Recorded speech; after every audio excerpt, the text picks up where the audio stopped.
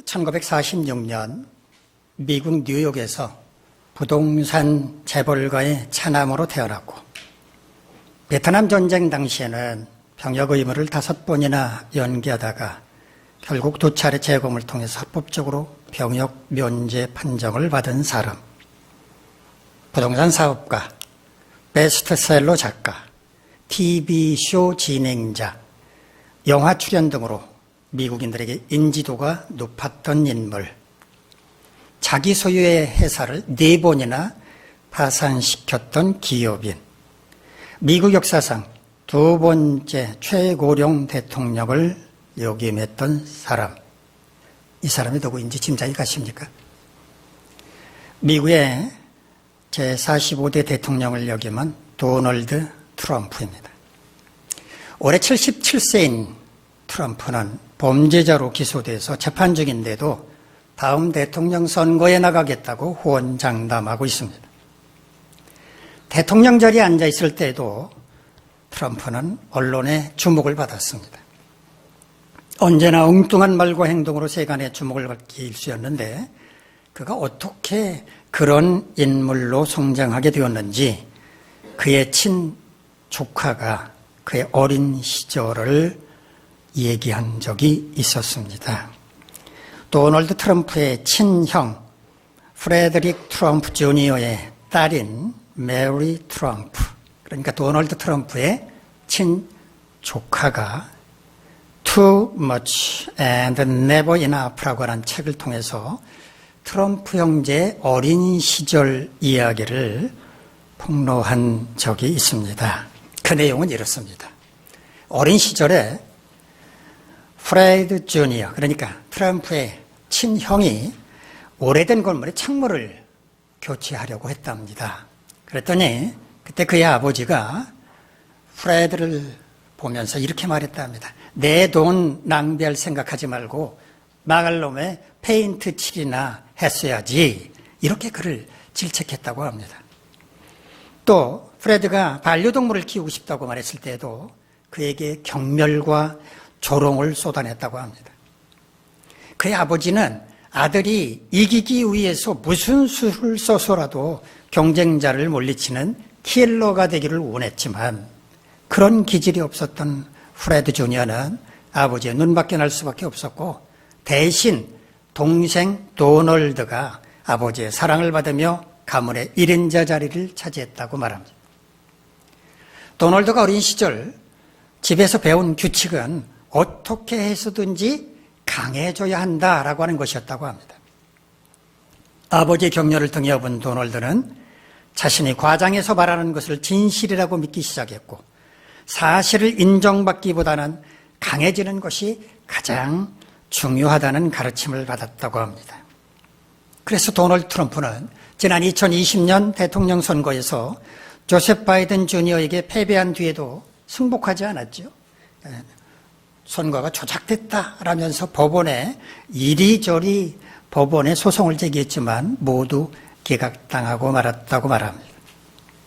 어린 시절에 잘못된 가정교육이 한 사람의 인생에 얼마나 큰 영향력을 미치는지를 보여주는 좋은 사례라고 말할 수 있습니다. 오늘은 대림절 넷째 주일입니다. 지금까지 우리는 주님의 오심을 기다리는 자로서 갖추어야 할 여러 가지 삶의 자세에 대해서 살펴보았는데, 오늘은 그 마지막 시간으로 순종에 관한 이야기입니다. 함께 본문 가운데로 들어가 보겠습니다. 바울은 오늘 본문의 말씀을 통해서 로마 교회 성도들에게 마지막으로 권면하고 있는데, 우리 본문 17절, 18절 말씀 화면을 보면서 한번 같이 읽겠습니다. 시작. 형제들아, 내가 너희를 권하노니 너희가 배운 교훈을 거슬러 분쟁을 일으키거나 고치게 하는 자들을 살피고 그들에게서 떠나라.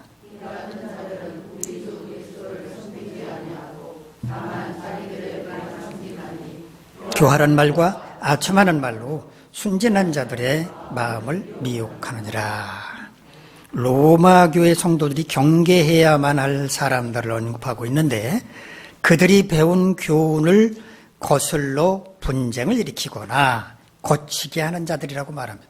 분쟁을 일으킨다라고 우리말로 번역을 하면요, 디코스타시아라고 하는 말인데요, 의견 차이로 분쟁하는 것을 가리킵니다. 또 고치게 한다라는 말은 헬라어 스칸달론이라는 말을 번역한 건데 덫, 올가미, 함정, 장애물을 가리키는 말입니다.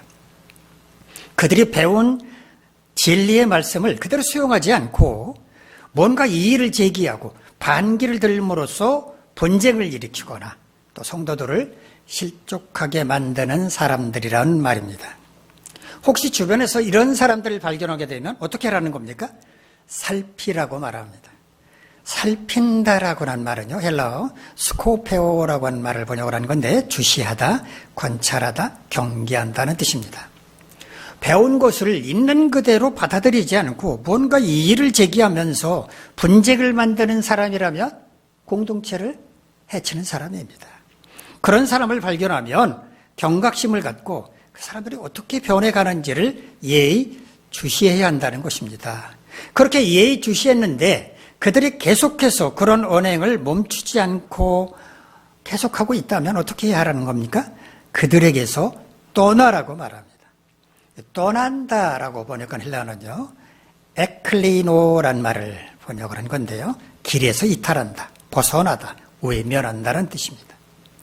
배운 교훈을 그대로 받아들이지 않고 분쟁을 일으킨다거나 성도들을 실족하게 만드는 그런 사람들이라면 함께하지 말고 그들에게서 멀리 떠나야 한다는 것입니다. 그렇다면 그들은 어떤 사람들인가? 바울은 18절에서 그들의 정체를 이렇게 폭로를 합니다. 이 같은 자들은 우리 주 그리스도를 섬기지 아니하고 다만 자기들의 배만 섬기나니 교활한 말과 아첨하는 말로 순진한 자들의 마음을 미혹하느니라. 섬긴다라는 우리말로 번역하려면요, 듀올리오란 말입니다. 노예가 되어 노예의 의무를 다한다는 뜻입니다. 노예는 어떤 존재입니까? 주인이 어떤 명령을 내리면 아니 그걸 제가 왜 해야 합니까? 이렇게 말하면 됩니까? 토를 달 수 있습니까? 그럴 수 없습니다. 노예는 토를 달 수가 없습니다. 예, 알겠습니다. 순종만 해야 합니다. 예수 그리스도를 구주로 영접한 사람들은 그리스도에게 속한 노예와 같은 존재들인데 배운 교훈을 받아들이지 않고 분쟁을 일으키는 그들은 노예의 길을 거부하는 자들과 같다는 겁니다. 그들은 자기의 배를 섬긴다고 말하는데 자기 배를 섬긴다는 게 무슨 의미일까요? 자기의 욕망을 따라 살아간다. 자아를 위해서 살아간다라는 의미입니다. 또한 그들은 교활한 말과 아첨하는 말로 순진한 자들의 마음을 미혹한다고 말합니다. 교활한 말이라고 번역한 헬라어는요, 크레스톨로기아란 말인데 부드러운 말, 듣기 좋은 말, 유창한 말을 가리키는 말입니다. 또 아첨하는 말이란 유올로기아라고 하는 헬라어를 번역하는 건데 칭찬하는 말, 좋은 말, 아름다운 말을 가리킵니다. 악한 의도가 없이 부드러운 말, 듣기 좋은 말, 칭찬하는 말을 한다면 뭐가 문제가 되겠습니까? 좋죠.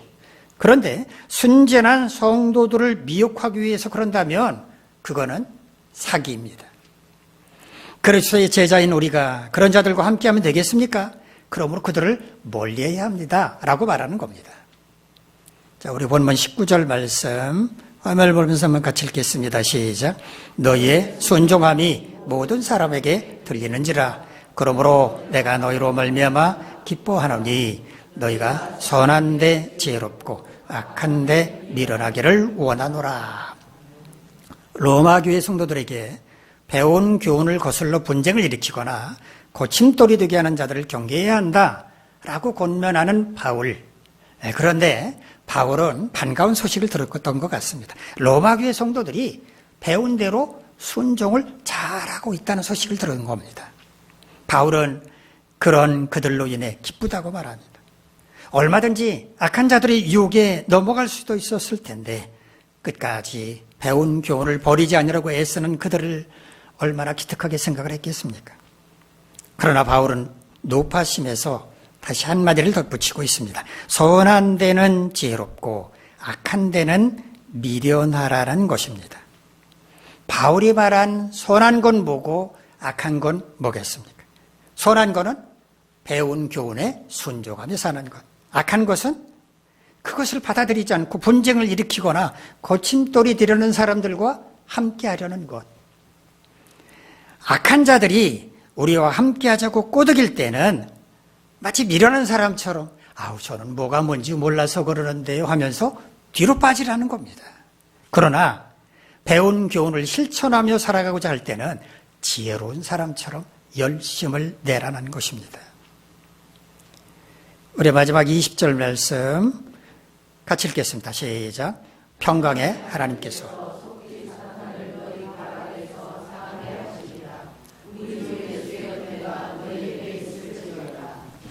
상하게 한다라고 우리말로 번역하려면요, 쉰트리보라고 하는 말인데 산산조각나다, 분쇄하다, 부순다 라는 뜻입니다.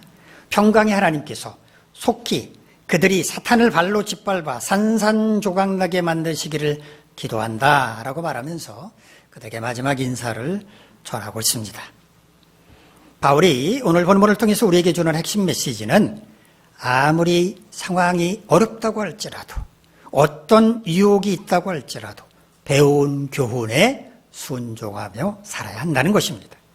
우리가 배운 교훈이 뭡니까? 진리의 말씀, 하나님의 말씀입니다. 그러므로 하나님의 자녀인 우리는 진리의 말씀, 하나님의 말씀에 순종하며 살아가야 한다는 것입니다. 그렇다면 우리는 어떻게 말씀에 순종하며 살아갈 것인지 그 비결을 생각해 보도록 하겠습니다. 첫 번째, 우리가 배운 것을 확실하게 기억하고 있어야 합니다. 우리는 그동안 많은 하나님의 말씀을 배웠습니다. 일주일에 딱 한 번 주일 예배만 참석한다고 가정을 하더라도 1년이면 52번이나 하나님의 말씀을 배웠습니다. 아무리 기억력이 없는 사람이라도 이 정도로 반복해서 배우면 기억에 남을 수 있을 겁니다. 하지만 반드시 그런 건 아닙니다. 어떤 사람은 말씀을 많이 들었다는 것은 기억하는데 무슨 말씀을 들었는지는 기억나지 않을 수 있습니다. 그렇게 자주 하나님의 말씀을 들었지만 마음에 새겨지지 않을 수도 있기 때문입니다. 그러면 우리는 어떻게 말씀을 마음에 새길까요? 어떻게 우리의 기억 속에 하나님의 말씀을 저장할 수 있을까요? 사람마다 기억력에 차이가 있기 때문에 말씀을 기억하는 능력은 다 다를 수 있습니다. 그러나 아무리 기억력이 퇴보한 사람이라도 반복하면 됩니다. 연로하신 어르신들이 어떻게 주기도문, 사도신경을 암송할 수 있다고 생각을 하십니까? 매일 새벽마다 반복했기 때문입니다. 새벽마다 어쨌든 1년 365일은 아니지만 새벽 기도회가 있는 날은 나와가지고 사도신경으로 신앙을 고백하고 주기도문으로 말씀을 마치기 때문에 계속 반복하다 보니까 연로하신 어르신들도 머릿속에, 마음속에 새겨지게 된 것입니다. 반복하면 새겨지게 된다는 진리입니다. 말씀을 마음에 새기는 또 하나의 비결이 있는데 말씀을 자꾸 입으로 말해보는 것입니다. 좋아하는 성구가 있으면 여러분 매일 그 말씀을 입으로 소리내어 읽어보시기 바랍니다. 자꾸 읽어보시기 바랍니다. 그러면 어느 사이에 그 말씀이 기억 속에 새겨집니다. 마음에 새겨지게 됩니다. 자, 이렇게 하나님의 말씀을 마음에 새겼다고 가정을 해봅시다. 그러면 적절한 상황이 되면 그 말씀이 생각이 납니다. 그리고 그 말씀을 우리 입으로 말할 수 있게 됩니다. 이 정도가 되면 말씀을 마음에 새겼다라고 말할 수 있습니다. 확실히 말씀에 새겨졌다고 할 수 있습니다. 미국의 어느 목사님이 경찰견으로 활약을 하다가 현역에서 퇴역한 개를 입양해서 키웠다고 합니다. 어느 날 동네 아이들이 야구 경기를 하다가 골목에서 야구를 하다가 공이 목사님 집으로 날아와서 창문을 깨버리고 말았다 합니다. 화가 난 목사님께서 아이들을 향해서 Go to school 이라고 말을 했다. 학교 가서 놀아라 이놈들아 라고 이제 큰 소리를 쳤답니다. 그랬더니 개가 갑자기 출입문으로 서로 막 뛰어오르더랍니다. 밖으로 나가려고. 그래도 문을 안 열어주니까 깨진 유리창문으로, 열려져 있는 유리창문으로 개가 쏜살같이 밖으로 뛰어나가더랍니다. 그러더니 유리창문을 깬 그 야구공을 입에 물고 들어오더랍니다. 이 개는 경찰견으로 활약을 하면서 go라고 하는 말의 의미를 배웠다고 합니다. 알고 있었던 겁니다. 개는 go가 무슨 의미인지 알고 있었습니다. 근데 주인 할아버지가 go to school 하니까 고 소리가 머리에 들린 겁니다. 귀에 들어온 겁니다. 그러니까 가라는 소리구나 라고 알고서 밖으로 나가려고 몸부림을 친 겁니다. 출입문 안 열어주니까 창문을 통해서 밖으로 나간 겁니다. go 나가서 공을 주워왔던 겁니다. 이 목사님은 말합니다. 과연 우리 그리스도인들은 이 개만큼 하나님의 말씀에 순종하고 있는가? 이런 순종은 배운 말씀을 마음에 확실하게 새기고 기억할 때 가능하다고 하는 것을 명심해야 합니다. 두 번째, 기억만 하고 있을 게 아니라 배운 대로 실천을 해야 합니다. 어떻게 실천할까요? 첫째, 말씀대로 행하면 됩니다. 기회가 있을 때마다 여러분께 말씀을 드리고 있습니다만 우리가 익히 알고 있는 10계명의 말씀을 그대로 실천하면 됩니다. 나 외에 다른 신을 내게 두지 말라고 말씀하셨으니까 하나님 말고는 신처럼 여기는 게 없어야 합니다. 서로 궁합이 잘 맞는지, 어떤 날 이사하고 어떤 날 결혼해야 복받고 잘 사는지 점집 찾아가지 말고 돈이나 혹은 자식을 우상처럼 여기지 말라는 말입니다. 안식일을 기억하여 거룩하게 지키라고 말씀하셨으니까 주일이 되면 교회에 나와서 예배드리는 것을 최우선순위에 두고 나머지는 뒤로 미루어야 합니다. 부모를 공경하라고 말씀하셨으니 싫든 좋든 부모를 잘 섬겨야 합니다. 살인하지 말라고 하셨으니 사람을 죽이는 일에 가담하거나 그런 일에 동조하거나 도움을 주지 말아야 합니다. 예수님께서 말씀하신 것을 따른다면 형제에게 분노하거나 형제에게 심한 욕을 하거나 멸시하지 말아야 합니다. 간음하지 말라고 명령하셨으니 몸을 음행의 도구로 사용하지 않도록 해야 합니다. 도둑질하지 말라라고 말씀하셨으니까 어떤 것이든 수고하지 않고 거저 얻겠다는 심보를 버려야 합니다. 공동의 것을 개인적으로 취하지 말아야 합니다. 내 이웃에 대해서 거짓 증거하지 말라, 거짓 증인이 되지 말라고 말씀을 하셨으니 어떤 경우에도 거짓말을 하지 말아야 합니다.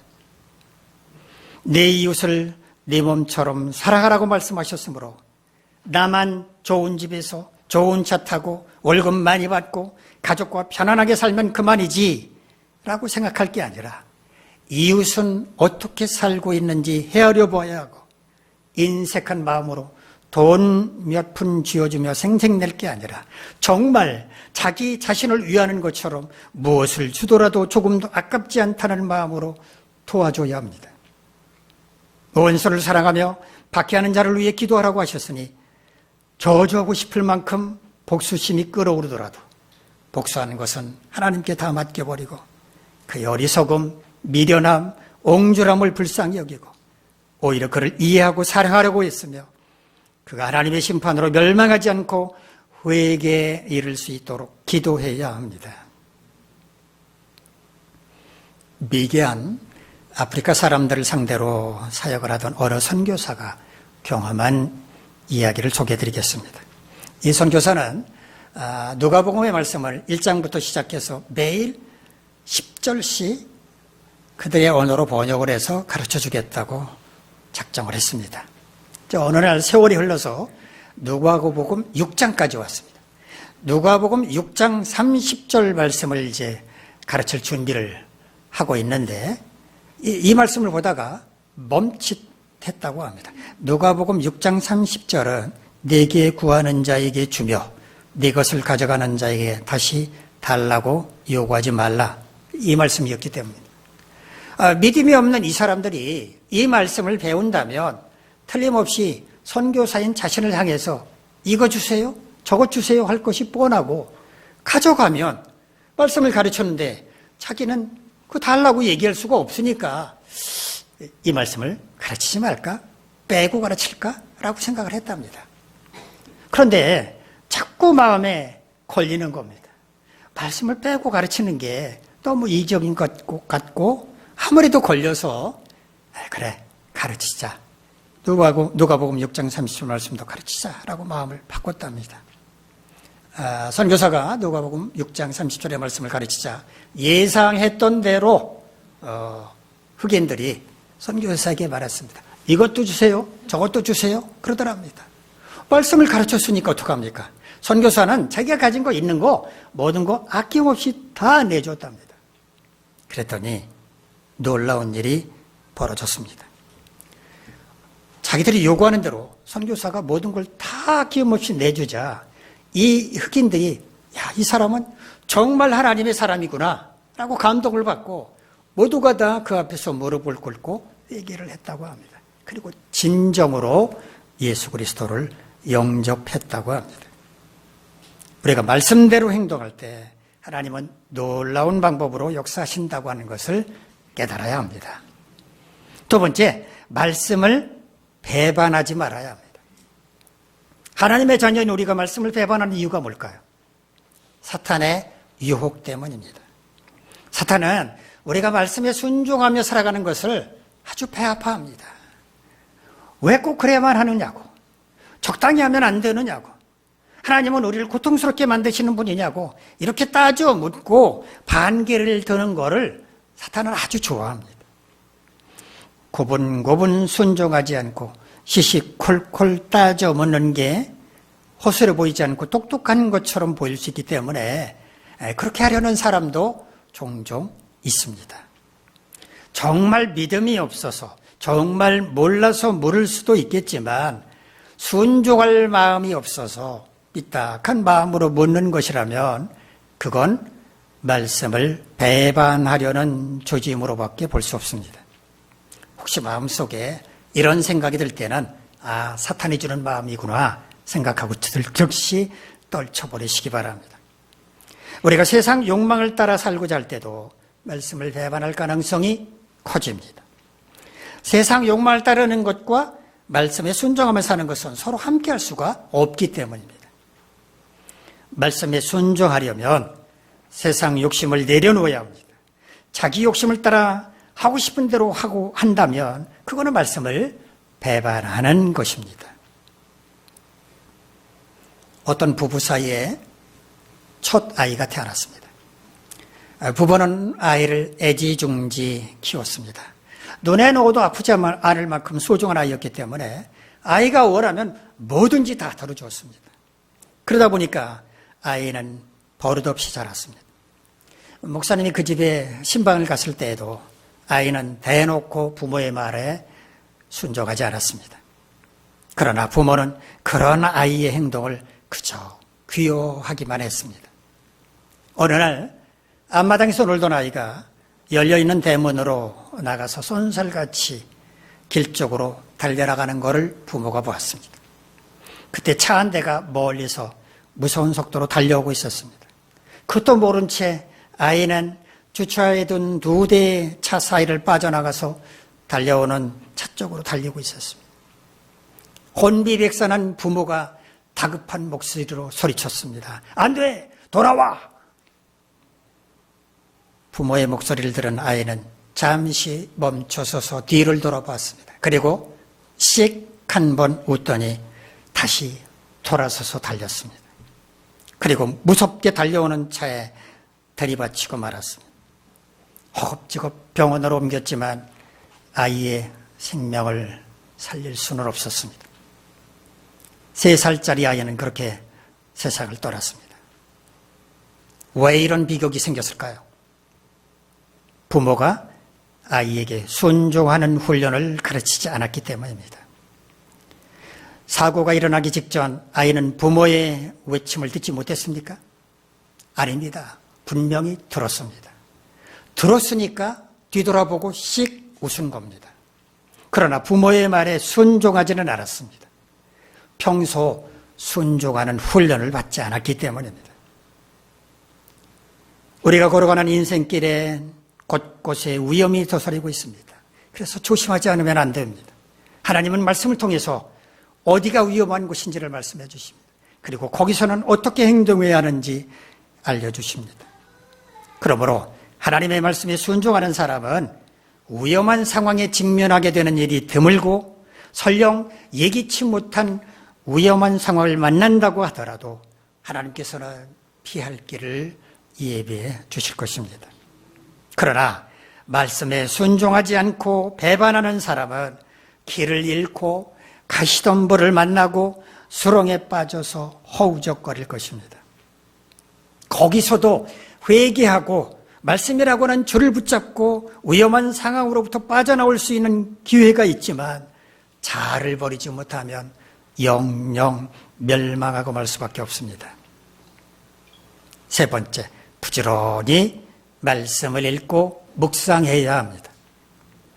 말씀에 순종하는 것은 우리의 믿음이 겉으로 드러나는 한 단면이라고 말할 수 있습니다. 신실한 믿음을 가진 사람은 말씀에 순종하지만 그렇지 않은 사람은 엇나갈 가능성이 그만큼 큽니다. 그런데 우리의 믿음은 시멘트처럼 견고해서 천국에 갈 때까지 언제나 그 상태로 그대로 있는 게 아닙니다. 우리의 믿음은 마치 배터리와 같습니다. 배터리 충전이 잘 되어 있으면 전자기기를 사용하는데 아무 문제가 없지만 배터리가 방진되면 사용할 수 없는 것과 같습니다. 우리의 믿음이 충만할 때는 말씀 순종하는데 아무 문제가 없지만 믿음이 방전되어 버리게 되면 문제가 생깁니다. 그러면 우리의 믿음이 방전되지 않게 하려면 어떻게 해야 할까요? 영적인 삶을 사는데 우리의 시간을 할애해야 합니다. 말씀을 읽고 묵상하는데, 기도하는데 시간을 사용해야 합니다. 우리는 직분을 계급으로 생각하는 경향이 있습니다. 집사, 권사, 장로, 목사가 되면 마치 무슨 계급장을 취득한 것처럼 더 이상 말씀을 읽고 묵상할 필요가 없고 기도하지 않아도 된다고 생각을 합니다. 임직 예식을 하기에 앞서서 교육, 훈련 차원에서 성경 말씀을 배우고 새벽기도에 의무적으로 참석하도록 합니다. 근데 그 기간이 끝나면 예외 없이 옛날로 돌아가 버리고 맙니다. 한 번 충전한 배터리 언제나 그대로 있습니까? 한 번 충전해 놓으면 사용하지 않으면 몇 달 갑니까? 그렇지 않습니다. 시간이 지나면 자연적으로 방전되어 버리기도 합니다. 집사, 권사, 장로, 목사의 믿음도 평생 가는 게 아닙니다. 충전하지 않으면 깡통으로 변하고 맙니다. 그러므로 부지런히 말씀을 읽고 묵상하고 기도해야 합니다. 그래야 우리의 믿음을 유지할 수 있고 믿음이 충만할 때 말씀에 순종하며 살 수 있습니다. 어떤 사람이 멀리 시골에 살고 계신 어머니께 꽃을 배달하기 위해서 꽃집을 들렀는데 그때 꽃집 앞에 한 소녀가 차도와 인도의 경계석에 앉아서 울고 있었습니다. 그래서 왜 울고 있니? 하고 물어봤더니 그 소녀가 이렇게 말했습니다. 엄마한테 장미꽃 한 송이를 드리기 위해서 장미꽃 한 송이를 사려고 했더니 2,000원이래요. 그런데 제가 가진 돈이 1,000원밖에 없어서 지금 꽃을 사지 못해서 이러고 있습니다. 라고 대답을 하더랍니다. 그래서 이분이 이 소녀를 데리고 꽃집으로 들어가서 그 소녀에게 장미꽃 한 송이를 사주고 자신도 어머니에게 보내드릴 장미꽃 한 다발을 배달 주문까지 했습니다. 그리고 소녀에게 말했습니다. 집에 데려다 줄까? 어머니에게 데려다 줄까? 라고 했더니 이 소녀가 깍듯이 고맙다고 인사를 한 다음에 자기 어머니 있는 곳으로 안내를 했습니다. 근데 이 소녀의 어머니가 계신 곳은 주택가가 아니었습니다. 공동묘지였습니다. 그곳에는 만든 지 얼마 안 되는 무덤, 새로 만든 무덤이 있었는데 소녀는 그 무덤 앞에 장미꽃 한 송이를 내려놓았습니다. 이 사람은 소녀를 집에까지 데려다 준 다음에 불이 나게 꽃집으로 다시 달려갔다고 합니다. 그리고 배달 주문했던 거 취소하고 배달하려고 준비해 놓은 장미꽃 한 다발을 들고 320km나 떨어진 어머니가 계신 곳을 향해 차를 몰았다고 합니다.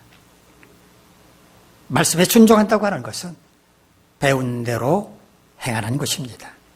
하나님은 우리가 말씀을 읽고 묵상하는 것을 기뻐하십니다. 그러나 말씀대로 순종하는 것만큼 기뻐하시겠습니까? 아들이 배달을 시킨 꽃다발을 받으면 어머니의 마음은 기쁠 것입니다.